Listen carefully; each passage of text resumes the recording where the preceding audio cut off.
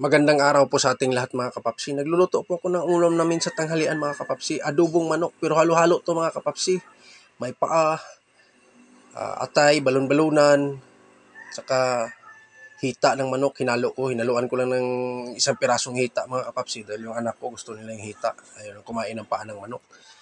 Diretso-diretso ko lang mga kapapsi para hindi kayo mainip sa aking video dahil pag adobo, napaka-basic lang talaga yan sa atin mga kapapsi. Kaya pwede ko lang pinapakita sa inyo kung paano pang proseso. Pinapakita ko na sa inyo, malapit na tayo maluto mga papsi. Yan, naglagay na ako ng kunting sili. Iniwa ko na isang piraso. Simpleng ulam mga kapapsi. Yan, ulam sa tanghalian. Yan, sa aking medyo makalat na kusina. Pasensya na kayo mga kapapsi. Dahil makalat na kusina natin kasi ang ugali ko pagkatapos magluto, saka ako maglinis. Yan, para isang basaan na lang ng tubig dahil mainit po sa kamayan mga kapapsi. At ngayon, diretso na tayo mga kapapsi. Kakain na po ako. Yan, pinatong ko na diretso sa kanin ko mga kapapsi. Dahil medyo gutom na rin. Tanghali na. Sabayan na lang ako ninyo mga kapapsi. Kain tayo. Yan. Napakasimpleng ulam. Yan, paa ng manok. Yan ang paborito ko. Medyo matagal-tagal na rin ako hindi nakakain ng paa ng manok mga kapapsi. Kaya, bumili ako sa palengke. Pinaghalo-halo ko na lang. Pwede naman bumili. Basta halo-halo mo lang. Isa lang yung presyo niyan. Pagbibinta. Yan, may atay din tayo. Yan, atay. Yan.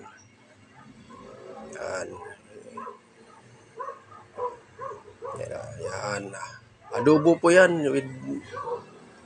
Adobo po nga maraming paminta. Nilagay ko dyan mga kapapsi. At saka oyster sauce. Lalong sumasarap mga kapapsi. Yan. Kinamay ko na yung pagkain ko. Hindi ko na ginamitan ng kutsara kasi masarap kumain na nakakamay mga kapapsi. Yan. Ano? Ang lambot na ng paa ng manok dahil pinakuluan ko siya muna bago ko siya inadobo. Para medyo mawala yung amoy niya. Kaya pinakuluan ko muna siya. Lagyan ko ng luya, buyas bawang. Tapos ako siya inadobo uli. Yan.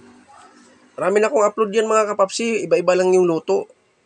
Ngayon hindi ako naglagay ng Sprite. Karamihan naglalagay ako ng Sprite. Ngayon hindi ko naglagay ng Sprite. Oyster sauce lang yung hinalo. Tsaka maraming paminta. Yan.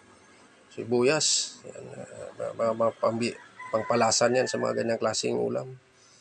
Napakasimpleng ulam lang yan mga papsi pero napakasarap. Mga ating madali-dali sa palengke. Pag pupunta tayo ng palengke, yun talaga ating makikita lang mga yung hindi isda. Yan, paa ng manok.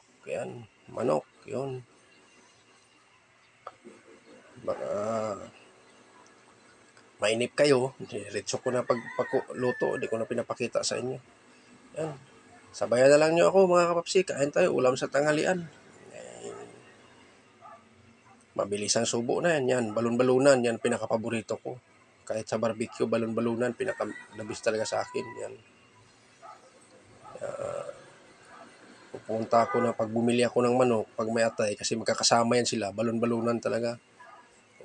Medyo marami ang balon-balunan kaysa atay. Kasi hindi ko gaano maano sa atay. Ang balon-balunan talaga sa akin. Yung nguya ko kasi yan. Kasi malasang malasa. Pero ingatan mo yung balon-balunan. Kung basta-basta nga banlawan lang, kailangan hugasan mo talaga. Kasi nasa mga gilid-gilid yan yung ano ng manok. Kaya linisan mo. At tanggalan mo siya ng taba dahil napakaraming taba yan. Nakabalot ng taba. Yun lang po ang ginawa ko niyan. Kaya medyo maproseso siya.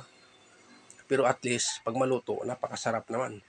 Talagang sulit na sulit ka pag maluto naman.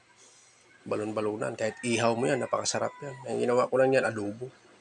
Spicy. At ako po'y nagpapasalamat sa inyo mga kapapsi, kamamsi, sa walang sawang suportan nyo sa akin mga kapapsi, kamamsi. Pasensya na po kayo kung hindi ko naman kayo nasuportahan. Ako po hindi naman nakakalimot sa inyo. Medyo busy pa ako ngayon dahil sa aking trabaho. Napakahirap. Medyo maigpit ang labanan doon. Hanggang dito na lang ako. See you next vlog. Thank you for watching. Bye-bye. Ingat palagi.